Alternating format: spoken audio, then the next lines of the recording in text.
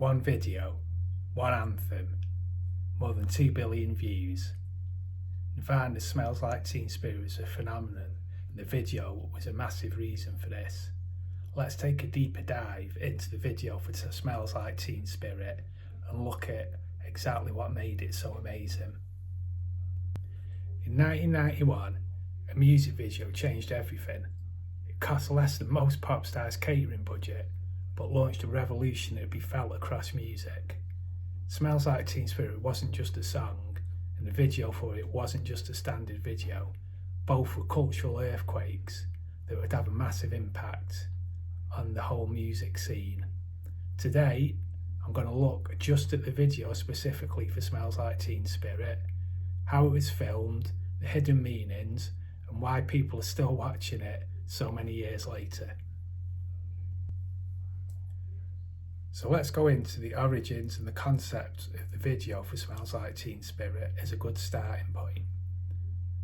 When Nirvana had moved to David Geffen Records, they were getting ready to release what would become their most iconic album, arguably, in Nevermind. They were obviously looking at what the first single would be, and they needed a standout video to introduce the album to the world, and to some extent introduce the band to the world, because at this point, although they were quite well known in indie circles in the US and in the UK, maybe in Europe to be fair, they weren't well known by the wider public. Obviously, they decided on Smells Like Teen Spirit as the lead single, and this meant they needed to come up with an awesome video to record and to get the song out there to the public and help it become a hit. Kurt had one idea for it that he really seemed to like. A high school prep rally gone wrong that would descend into total chaos as the video proceeded.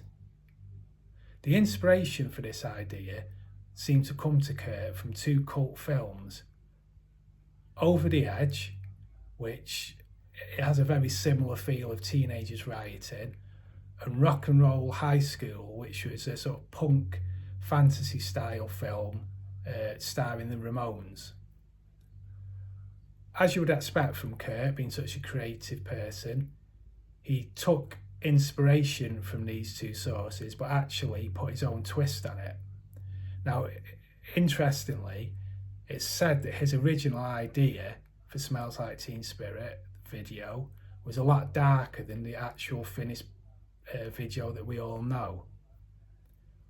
Although it involved the rally and the eventual descent into chaos, it's said that Kurt actually planned that the kids in the video would kidnap, obviously pretend it's all in the video, but pretend to kidnap the principal of the school, lock him in the gym, and then burn it down.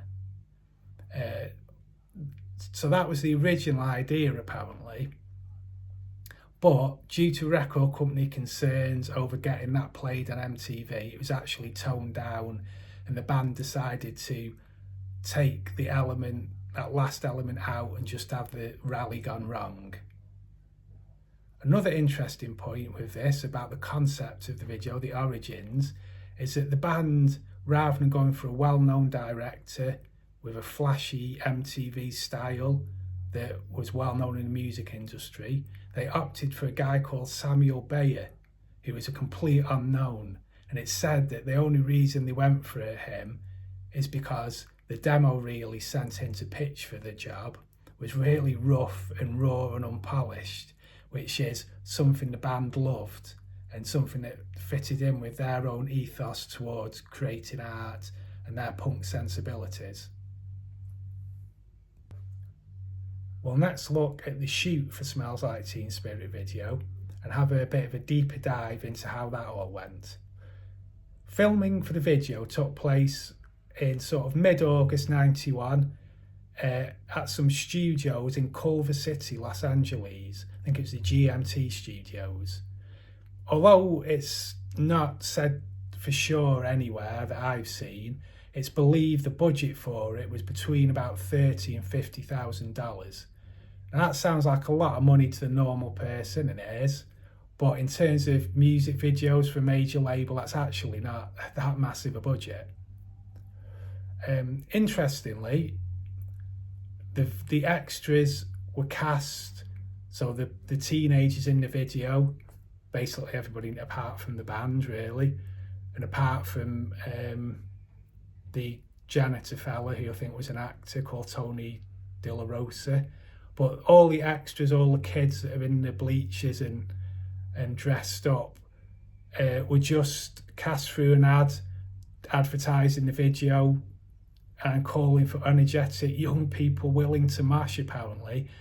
And then the advert said they had to turn up dressed in various high school stereotypes like punks, goths, jocks, that type of thing. And it was just that open advert, and then people just turned up to the set on the day, and that's basically what you saw. So most of the people in the video were just untrained extras that were just randomly showed up on the day through an advert. So the set was a basketball court, as we all know, and as we say, the extras turned up in various stereotypes, dressed up in various different costumes, just to fit sort of that theme of the video. So as we know, we had the cheerleaders in the black dresses, who had the anarchist symbol painted across them. And then obviously we had the creepy janitor, as I say, played by an actor called, I think, Tony De La Rosa. He was sort of mopping and mooching about and just adding a bit of extra sort of weirdness to the video, which no doubt the band liked. And then it's said that the shoot actually went on for a long time, and I think because of the various retakes or setting up for shots and just the length it took to get the video together, that by the end of the shoot, that the extras, the untrained extras that had just turned up through the advert especially, were starting to get really fed up and tired and frustrated of waiting around, and there was a real sort of tension building, and that actually all exploded in the final shots you see in the video. By the time the cameras rolled for the final shots, the crowd was genuinely restless. Bayer sort of stoked this, the director, by just telling them to go crazy and smash stuff up. And that's basically what they did. They just let out all their energy, smashed gear, smashed the set, and just went crazy, which is what you see on screen. Obviously, Kurt and the band loved that. It fitted in exactly with the sort of thing they wanted and they loved. And obviously it made for a brilliant video, because that end section, that energy really comes across and really makes it. So the next section we'll look at in this deep dive into the Smells Like Teen Spirit video by Nirvana is the editing after the video was shot. So obviously it had been planned out, as we've gone into, it's been shot as we just talked about, so now it's time to edit it, get it ready to go on to places like MTV to advertise the single. So interestingly again, it's said that Kurt especially hated the first cut of the video after it had been edited. So Bayer, the director, I don't know if it was just on his own or if he went in with other people, but he went in and did the first edit. Kurt and the band had a look at it, and apparently the view was, especially with Kurt, that this first cut was just too polished, too clean, too sort of MTV friendly, which was exactly what they didn't want. The whole reason they hired Bayer was because his demo reel was raw, and that's what they wanted for the video. So what happened was Kurt actually flew down, I think, back to LA to sit in on the next edit and to personally help edit it and get the cut that he and the band wanted. And this led to a much darker feel, a rawer feel, with faster cuts, darker filters, and just a more sort of chaotic energy and atmosphere, which is exactly what the song really demanded and what the band wanted. That final version really does feel sort of shaky, unstable and raw, a real contrast to every other music video in that sort of genre that was out there at the time. And that's what helped it have so much impact, but that was all really down to Kurt going down and getting personally involved with the editing. So in this next section, we're going to look at the symbolism and meaning of the Smells Like Teen Spirit video by Nirvana. Now, this is a sort of like headache inducer. It's sort of like, oh wow, because like a lot of Nirvana stuff, it's open to interpretation. Probably what I take out of it, other people won't, or people will have different views, which is fine. That's exactly what actually Kurt and the band wanted with all their music and videos and art, by the sounds of it. They liked people forming their own opinions. You know, Kurt notoriously never really wanted to explain his lyrics because he wanted people to draw their own interpretation.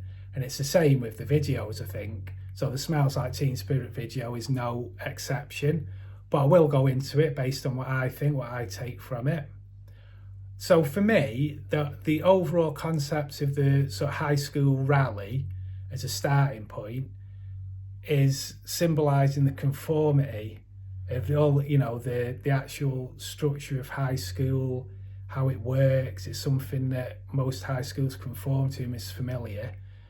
But the interesting thing the band do is they put a twist on it by not only having it all descend into chaos, so to challenge that conformity, but also the way that they sort of put a darker tone on it. So for example, the cheerleaders are dressed up in a dark way, the dark costumes with the anarchist symbol, and effectively they're sort of cheerleading for anarchy. So that's sort of one thing I take out of it, where it's almost calling for the destruction of this conformity and people to challenge it. The janitor's an interesting one. Initially, I always thought, oh, it's just there to add a bit of weirdness and interest and make it just stand out and be a bit different.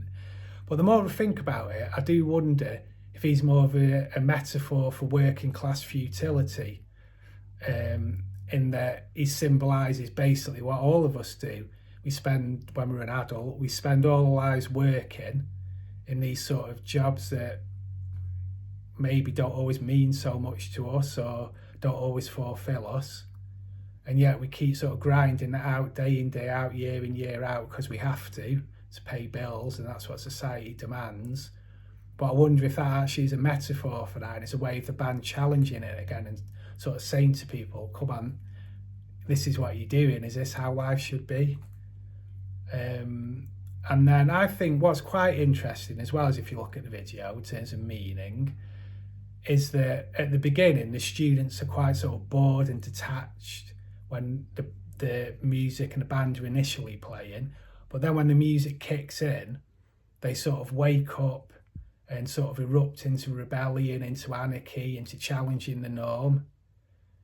And I wonder if that's again a bit of symbolism for sort of saying to young people, like especially these days, are quite, can be some, not all, but quite apathetic, maybe bored with life, maybe detached from what's happening in the world. And it was the band's way of sort of saying, come on, wake up, you know, get involved, again, challenge things, live your life, get involved with life. And the way that the music spurs them on to that, I think it's the band commenting that music can be a powerful force for all that. So I would think they're the main things I take out of it.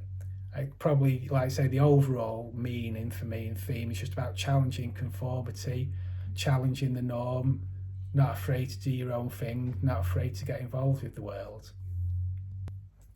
So Smells Like Teen Spirit video, release and legacy. So the video premiered on MTV's 120 Minutes in late September 1991. Obviously, the band and Geffen had hoped to get a good reaction from it, but I think even they were unprepared for how quickly it exploded. Viewers reacted very well to it. It was a massively popular video. Everyone was talking about it just because it was so different, obviously because the song was so amazing. And it soon went on to heavy daytime rotation as a result, which then obviously made it even more popular, got in front of more people, made it take off even more. So it had that sort of reciprocal effect. As a result, Nirvana became, as we know, a massively popular band. Early 1992, Nevermind had got to the top of the charts. The video itself was a massive talking point with people, and a video that people watch time and time again. As I say, I think it's over 2 billion views now. Ended up winning an MTV award for Best New Artist, Best Alternative Video. I think it got ranked around about 4th or 5th with VH1 as one of the best videos ever made. But more important than that, I think the video's overall gritty aesthetic and sort of punk edge really helped bring more realism into rock and music videos. It ushered in grunge, obviously brought in sort of a voice for more of the youth side of things and disaffected youth worldwide, and shattered all the sort of hair rock that had sort of dominated things up to then. So it had a really powerful legacy. But what were the band's actual feelings on the finished video and its release and its legacy? It's not too much is known about Krist and Dave's personal views, because Kurt used to talk most in interviews and probably talked about it most. But as you would expect with Kurt being a contradictory sort of person in many ways, he had mixed feelings on it. The video obviously made Nirvana global superstars, which is something that he secretly had always wanted, or he'd secretly always wanted to be a successful musician, selling lots of records and getting on MTV at the least. But it also left him conflicted, because I don't think the level of fame it brought him maybe he wanted, and also it ended up bringing them fans from the audience that they were mocking probably in the video, especially the high school jocks and things. So I think that left him conflicted. He's on record as saying he's once embarrassed by how much attention Smells Like Teen Spirit as the song and the video gets compared to the band's other songs. But then maybe that was the point. A video meant to tear down conformity ended up becoming the most iconic symbol of a generation. Shot in one day on a shoestring budget, Nirvana's Smells Like Teen Spirit didn't just launch a song, it launched a cultural revolution that we're still feeling today. So, here's the question for me, and it's something that I'd like you to maybe comment on and leave your thoughts in the comments below. Which part of the video stands out most? What do you take from it? What do you think the meaning of it all is? Let me know. As I say, I've given my thoughts, but I'm not saying I'm right, and it'd be interesting to hear other views on it. If you enjoyed this deeper dive into the Smells Like Teen Spirit video by Nirvana, also remember to subscribe and check out the other videos on Nirvana Central. Thanks. We'll catch up again later.